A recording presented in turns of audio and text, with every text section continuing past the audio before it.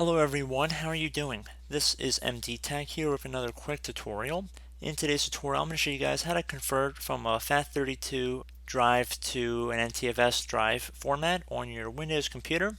So it should be a fairly straightforward tutorial, and without further ado, let's jump right into it. So we're going to start by opening up the Start menu. On Windows 10 computers, you want to type in this PC. Windows 7 and Windows 8 users should type in computer. Best match, you just want to left click on it here.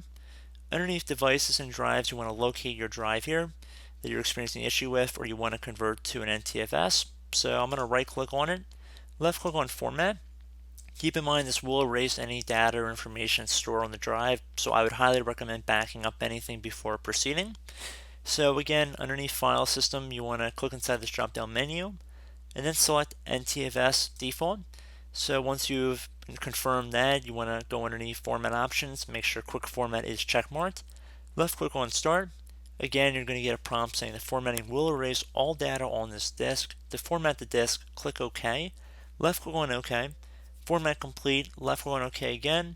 Now, hopefully that should have resolved the issue, and if you even were having an issue before, and now we are using NTFS file system type here, so you can see it going underneath format. File system is set to NTFS.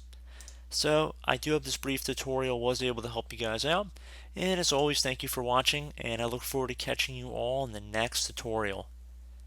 Goodbye.